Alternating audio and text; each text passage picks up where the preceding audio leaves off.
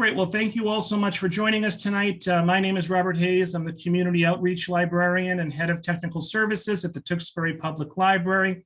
It's my pleasure to be once again partnering with the Tewksbury Town Clerk's Office and specifically Town Clerk Denise Graffeo for tonight's presentation, How to Run for Elected Office in Tewksbury. Have you ever thought about running for elected office, or maybe you're just curious about the process? Join Tewksbury Town Clerk Denise Graffeo for a presentation on how a resident can get his or her name on the ballot. You'll receive information on the town's nomination papers process and campaign finance reporting requirements. And also bring your questions, but please note that campaign strategies will not be discussed and Denise will not be offering any political advice. 11 seats are up for grabs in this year's town election on April 2nd. And Denise hopefully will fact check me on all this, but I think I got it right. 2 Selectmen seats, 2 school committee seats, 2 Board of Health seats, 2 Board of Library Trustees seats, 1 Planning Board seat, 1 Shawsheen Tech School Committee seat, and the Town Moderator's unexpired term.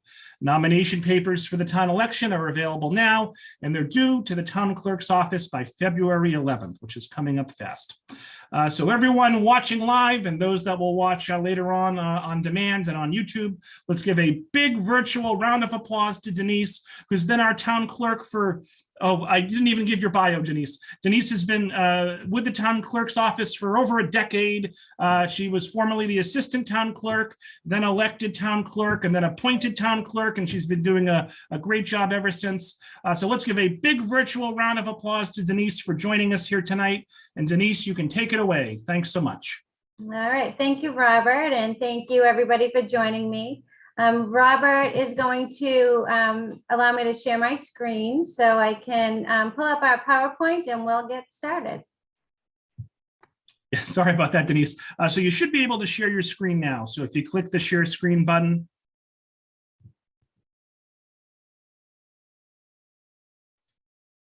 Okay. Can everybody see my screen?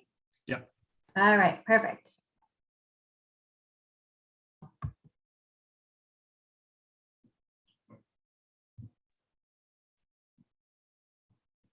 All right, so.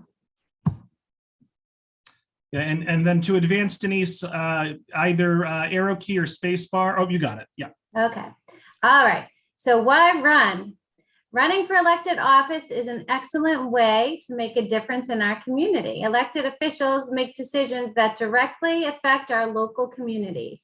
As an elected official, you could be at the table to make important decisions on school quality, affordable housing, policing and public safety, health and sanitation, water quality, how tax dollars are spent, economic development, and much more. This year, our 2022 expiring elected terms, as Robert had mentioned at the beginning of this webinar, we have 2 seats on the Board of Selectmen. Anne Marie Stronach and Jane Wellman seats are up for re-election. Are expiring.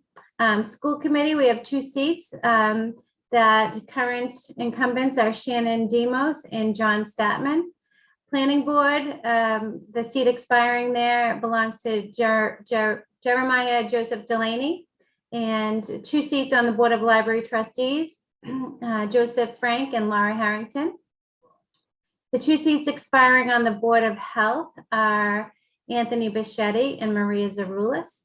We have 1 seat on the Shawsheen Regional Technical High School Committee, and that is currently filled with Patricia Muse.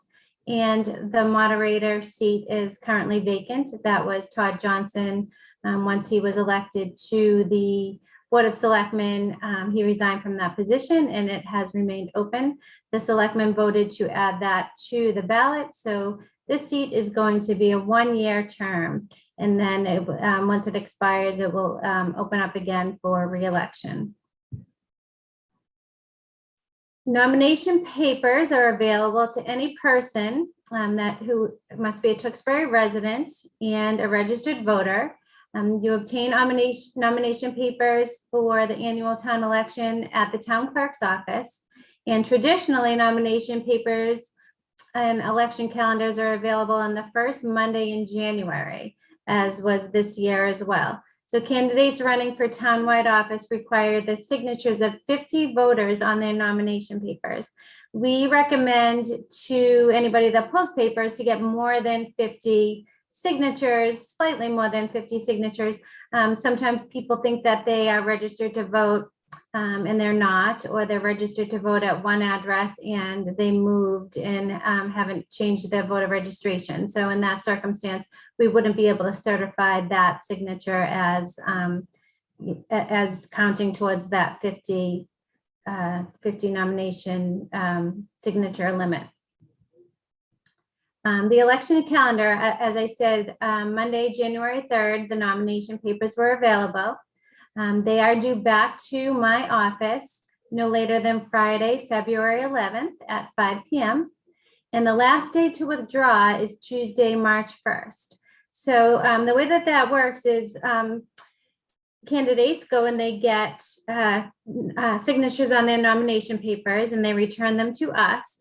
And we go through the certification process, which we enter that information into the voter registration database to be sure that the signature matches the registered voter and that the voter is at that address and is current and active. Actually, if they're inactive, their signature on the nomination paper will activate them. So inactive voters also count towards that 50 signature goal. So once you get to that 50 signature goal, we will send you an email letting you know that you qualify to appear on the ballot. And at that point, you have up until Tuesday, March 1st, if you decide for some reason that you do not want to run for office, you do not want to appear on the ballot. If you do not notify us, and that has to be in writing, and you do make the decision after March 1st, it's too late. So you would appear on the ballot regardless of making that decision. So Friday, March 11th is the last day to register to vote for anybody that is not currently registered. Anybody that is 18 years old on or before Election Day is eligible, yet they would have to register by March 11th. So if they turn 18 on Election Day, they still have to register by March 11th. There is also, the law has allowed for pre-registration of 16 and 17-year-old voters. So lots of our younger voters, when they go to the registry to get their driver's license, or if they go online and register to vote, then they automatically on their birthday get added to the voter rolls. So that's one good thing. And as most of you know, the annual town election will be held on Saturday, April 2nd. And polls are going to be open from 8 a.m. to 8 p.m. Okay, so one of the main requirements for running for office has to do with campaign and political finance. So although a candidate is not required by law to have a campaign committee, most candidates organize one on their behalf if they're going to raise and expend any funds. One important thing to note is public employees who run for elected office must organize a committee because public employees are prohibited from fundraising for political purposes altogether. So they need to have a committee to be able to do that for them if they plan on raising funds and spending funds to be elected. No political committee may raise or spend any money until its treasurer has qualified for office, and the treasurer has to complete, and the candidate has to complete this campaign finance form 101. So when anybody comes into my office to pull papers, I send an email to the potential candidate, giving them all the information that they need for campaign finance filings. So that includes links to all of the forms, and links to different guides that will help them get through that process. So we're in this webinar, we're going to talk a little bit more about the campaign finance process, but there's a boatload of information available on the Office of Campaign Finance website. So I always recommend to candidates, and I include a link to their webpage in the paperwork that I send you, that I email you after.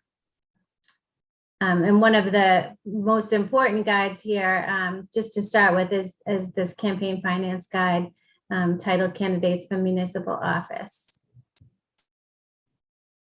So the campaign finance law requires 3 filings.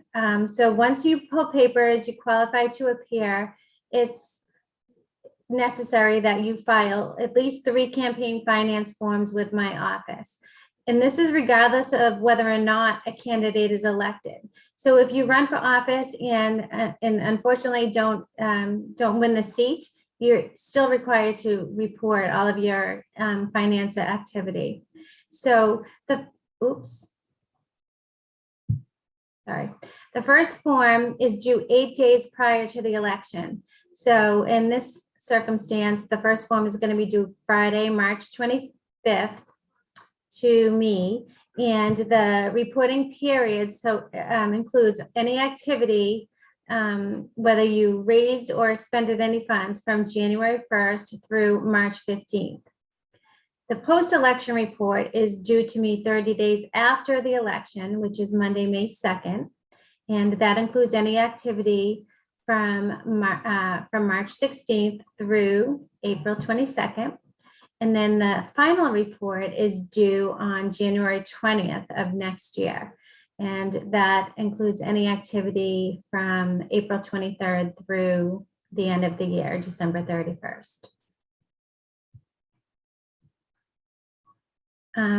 As I stated, the campaign finance guides and tutorials are available. I do send that to all candidates in an email. So that I do recommend, before you get involved in any campaign finance activity, that you at least view, there's a video tutorial called Campaign Finance Reporting on the Municipal Level. And then there's also a booklet, a campaign finance guide, which describes all of the activities that you need to be aware of and knowledgeable about as you dive into this process. So there's also new webinars being offered through Office of Campaign Finance. So this is something new to us. I think maybe as a result of the pandemic, they're offering Zoom classes, where in the past, a representative from campaign finance would come out to different communities if clerks reach out to them. We have had that, but this time it's on Zoom, so it makes it really easy to attend and get involved. And there's different times and different dates that they offer. So I definitely encourage anybody that is running for office to take a peek at it. They also encourage town clerk staff to watch that too. So you know, I've been involved in campaign finance and auditing the filings, but my staff doesn't really get too involved in it. So they've all signed up for these new Zoom webinars too. So we're grateful to the new director of campaign finance for offering these. I think it's great. A lot of times we get questions on political signs. Candidates often want to put signs out in the community to advertise their campaign and encourage people to vote for them. And so one thing that we want everybody to know is that there is a zoning bylaw that dictates how signs have to be put out. And this is what I have up here. It's the zoning bylaw 5272, and temporary signs which are specific in nature to announce an event.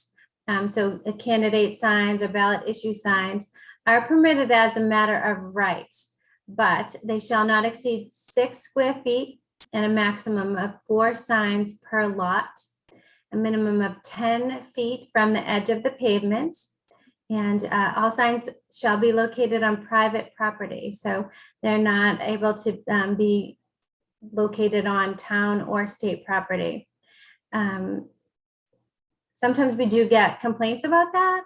Somebody might give me a call and let me know that there's a sign on town property. And so the building commissioner is the authority on the zoning bylaw. So the building commissioner would be the one to contact in situations where that happens, and he would be able to notify the appropriate person to remove that sign. Further, signs shall not obstruct traffic sight lines or pedestrian traffic. They shall not be illuminated, and they must be removed within 4 days of the conclusion of the event. Our precincts in Tewksbury, we have 8 precincts, and that is in 4 different locations. So as I stated, polls are going to be open from 8 a.m. to 8 p.m. on election day. We recently went through a re-precinct process after the 2020 federal census, and our precincts have changed. So I am in the process of notifying voters of this change. The state secretary is also in the process of making those changes. So I'm going to notify voters in Tewksbury of the change of precinct with the annual town census.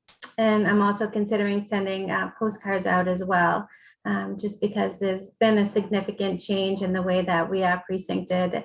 And I think that it's important for all voters to be made aware of that. So the census is one way that we're going to do that. And in the future, I'll probably be sending out reminders through a postcard to every household that has had a change. So precinct 1 is at the senior center. Precinct 5, which was previously 1A, is also at the senior center. Precinct 2 and 6 are at the recreation center on Livingston Street. Precinct 3 and 7 are located at Town Hall, and precinct 4 and 8 are located at the library. On election day, there's a 150-foot rule. So if you are a candidate and you are going to be holding signs, this is information that is important for you to know. So I did mention that no signs can be located on public property. So any signs on election day need to be handheld. So you can't have them propped up on a tree or a fence. They have to be, or inserted into the ground. They have to be held by hand. So other things that are not allowed within the 150 feet of the polling location include bumper stickers, roof racks, campaign buttons. So when you go in to vote for yourself, you have to remember that you have to remove any, stickers or buttons that you have, any clothing, any literature that you may have. That includes if you're running for like a write-in candidate wouldn't be able to hand out any materials within that 150-foot zone. They would have to be outside of that. And meeting and greeting of voters by a candidate. So on election day, when you do go to vote, you can't be hanging around and shaking hands and all that kind of stuff. So it's you kind of go in, you vote, and then you get outside of the 150-foot zone. So I feel like that's pretty self-explanatory. Election results. So at the end of the night, the wardens will print out the tabulator tapes, and they post those on the wall of the precinct. So a lot of times candidates will, have, friends and people that are working on the campaign spread out at the polling locations to get those results. And then the results end up coming back to the town clerk's office, and I tabulate all of the results. And so oftentimes everybody knows the winners before we do at town hall. But once we tabulate all of the results, we post them at the wall at town hall, and we will also go out and we read them to everybody that is there. And at the end of the night, they're posted on the town website as well. And then for anybody that's successful in their candidacy and gets elected, we will have a swearing in ceremony at the town hall on Monday, April 4th, 2022. And so any successful candidates need to be sworn in before they perform any of their official duties of office or attend any meetings, take any votes at their meeting. And then it's at that swearing in ceremony that I'll hand out open meeting laws as well as campaign finance laws and requirements for the campaign finance law. And that concludes the presentation, and I'd like to open it up for any questions if anybody has any. But also anybody attending, I wanted to thank you for your interest. And if you are running for office, I saw that there were a few people that have pulled papers. Just want to let you know that I am always available to answer any questions and help in any way that I possibly can. I commend you for taking this step. I know it's not easy. And, I think it's an important step, and again, I thank you and I commend you. So Denise, we have a few questions, and I would encourage folks to continue to get their questions in either via the chat or via the Q&A. And we'll take roughly 5 to 10 minutes of questions. First question, if someone did not know their precinct or wrote the incorrect precinct on the nomination papers, does that need to be corrected? No, it's okay. It can be left blank. It doesn't need to be filled out at all. If they put the incorrect precinct, that doesn't invalidate that signature in any way. All right. You had talked about the political sign bylaw, and you mentioned that the signs have to be removed within 4 days of the conclusion of the event. This might be kind of a silly question, but is that 4 calendar days or 4 business days? I know elections are often on Saturdays. And then what is the actual punishment? Is there some sort of fine if a candidate doesn't get all their signs removed in time? Yeah, well, so I guess potentially there could be. As long as I've been around, I have not seen anybody get a violation. So potentially, like I said, the building commissioner oversees and is the enforcer of the zoning bylaws. So potentially he could give you a fine or a warning or something like that. But normally it just is a reminder, oh, you didn't pick up your campaign signs, and we really haven't had any issues. But potentially, I think, if they were out for a lot longer and people started complaining or it became an issue, then the building commissioner would get involved. And then going back to the campaign finance report requirements, and I know you just briefly touched on them, there's a lot more material to be read, but there was something about a $1,000 threshold. Just to clarify, every candidate has to submit a campaign finance report, even if they raise or spend less than $1,000, correct? Yes. So that $1,000 is the threshold that causes to have to put it online. So any campaign finance form that has over $1,000 in activity, I'm required to post on the town website. And so on the town clerk page, you can go back and see, I think it's 6 years or 8 years, I'm required to keep them up there. So you can go back and see anybody that has run for office in the last 6 or 8 years that, all of their filings. And that might give a new candidate or an idea of maybe how expensive it might be to run for an election, and certainly lots of variables, and maybe maybe if you're running for an obscure seat, you're not maybe the race isn't even contested. Who knows? So, but it might be interesting to look at some of those past filings.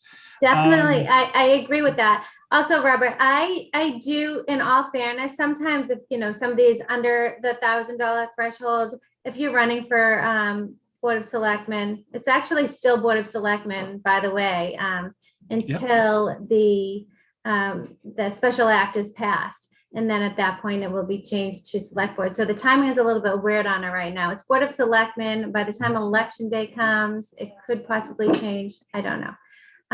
But that being said, I do put all of those up, even if it is under $1,000. So campaign finance office recommends that we put all of them up, but to be honest, the zero ones, it's just a waste of time for me to put up. So if it's a select board or a school committee race, or a race that has more than the number of candidates on the ballot, I'll put those up, even if it is less than 1,000.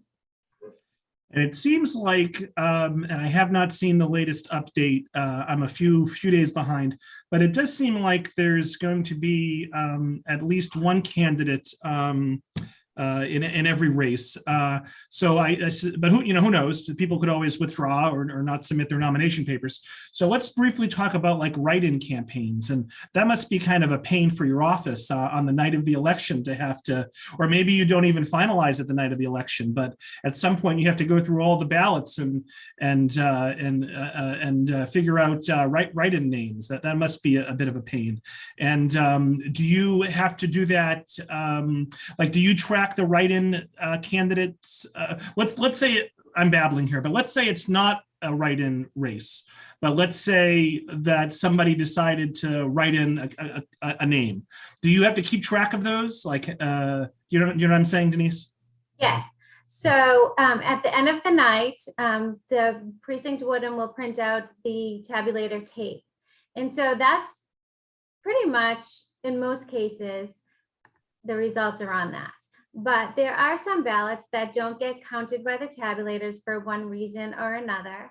And there are also write-ins that don't get counted by the tabulator. The tabulator tells us how many write-ins are there, but we have tellers that come in at the end of the night at 7:45 right at closing time.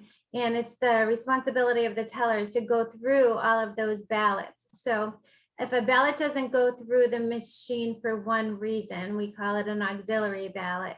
And sometimes the voter might have marked it wrong, or maybe there's a little tear in it. For one reason or another, it doesn't go through the machine.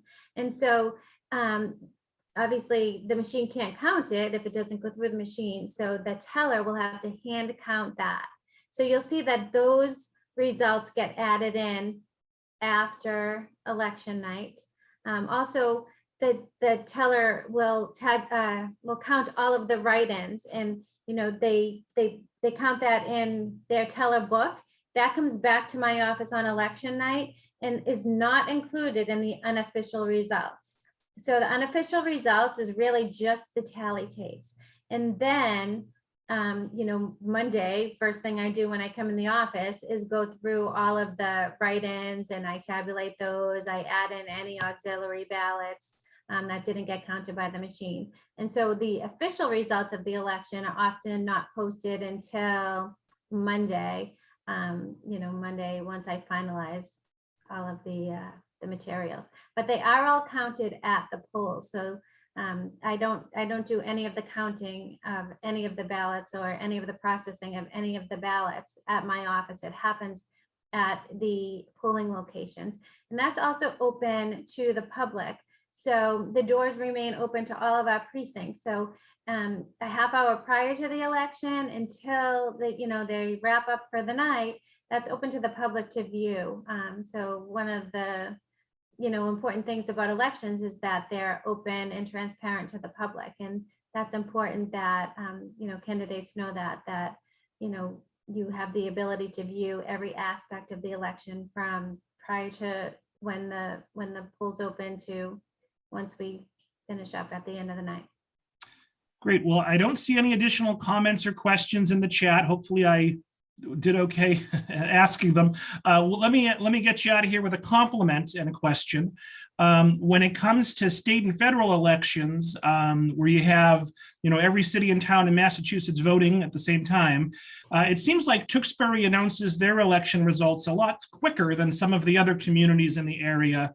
And I'm just curious, how do you do such a great job on election night of getting the results out so quickly? Well, thank you for mentioning that.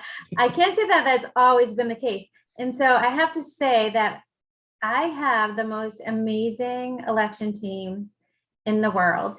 And I can't even thank them all enough, because they've all kind of just become students of elections and have learned all the ins and outs of it, and have just really dedicated themselves, especially last year during the pandemic. We mailed out close to 10,000 ballots. and received those ballots back and counted those ballots and verified the signatures on the ballots, matching the applications. When I think back to it, I am amazed and grateful to all of the people that made that happen. And so, you know, the laws change on a regular basis. Unfortunately, sometimes they change like right before the election, and we end up scrambling. I have to say, I did have a few sleepless nights trying to figure out how we were gonna make this happen. But I went into work in the morning and gave my plan, and everybody got on board, and we moved ahead. And, you know, I'm really proud of my team. So thank you for mentioning that. Yeah, no, absolutely. And I'm also sorry that the state and federal government kind of scrambled your precincts, but it seems like you've made the best of a bad situation. And I think anything the library can do to help get out the word about the precinct changes, definitely let us know. We're happy to help. And so Denise, do you have any last words before we wrap up for the evening?